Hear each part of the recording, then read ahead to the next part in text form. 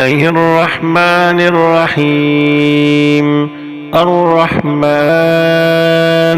علم القرآن، خلق الإنسان، علمه البيان. الشمس والقمر بحسبان، والنجم والشجر يسجدان.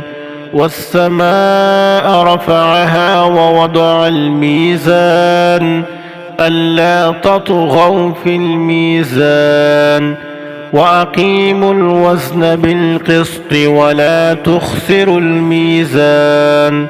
والأرض وضعها للأنام، فيها فاكهة والنخل ذات الأكمام، والحب ذو العصف والريحان. فبأي آلاء ربكما تكذبان؟ خلق الإنسان من صلصال كالفخار، وخلق الجان من مارج من نار. فبأي آلاء ربكما تكذبان؟ رب المشرقين ورب المغربين. فبأي آلاء ربكما تكذبان؟ مرج البحرين يلتقيان، بينهما برزخ لا يبغيان.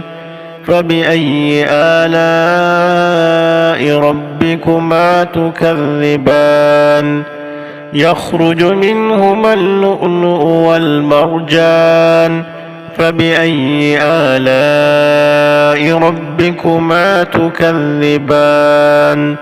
وله الجوار المنشآت في البحر كالأعلام. فبأي آلاء ربكما تكذبان؟ كل من عليها فان، ويبقى وجه ربك ذو الجلال والإكرام. فبأي آلاء ربكما تكذبان؟ يسأله من في السماوات والأرض، كل يوم هو في شأن. فبأي آلاء ربكما تكذبان؟ سنفرغ لكم أيها الثقلان. فبأي آلاء ربكما تكذبان؟ يا معشر الجن والإنس إن استطعتم أن تنفذوا من أقطار السماوات والأرض فانفذوا، لا تنفذون إلا بسلطان. فبأي آلاء ربكما تكذبان؟ يرسل عليكما شواظ من نار ونحاس فلا تنتصران. فبأي آلاء ربكما تكذبان؟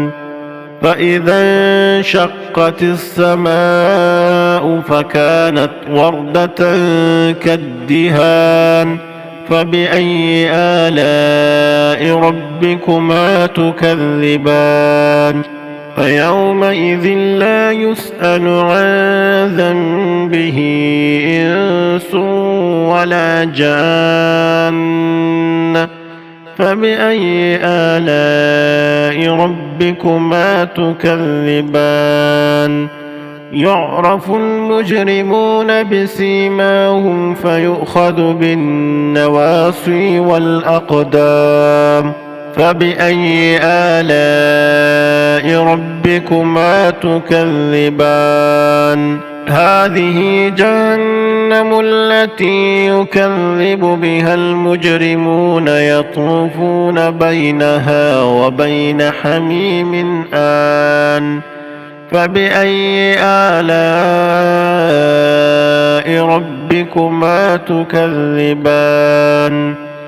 ولمن خاف مقام ربه جنتان فبأي آلاء ربكما تكذبان ذواتا أفنان فبأي آلاء ربكما تكذبان فيهما عينان تجريان فبأي آلاء ربكما تكذبان فيهما من كل فاكهة زوجان فبأي آلاء ربكما تكذبان متكئين على فرش بطائنها من استبرق وجنى الجنتين دان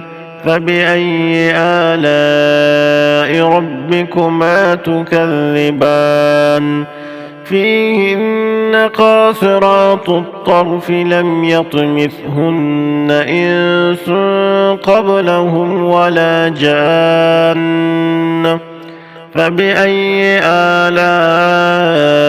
ربكما تكذبان كأنهن الياقوت والمرجان فبأي آلاء ربكما تكذبان هل جزاء الإحسان إلا الإحسان فبأي آلاء ربكما تكذبان ومن دونهما جنتان فبأي آلاء ربكما تكذبان مدهامتان فبأي آلاء ربكما تكذبان فيهما عينان نضاختان فبأي آلاء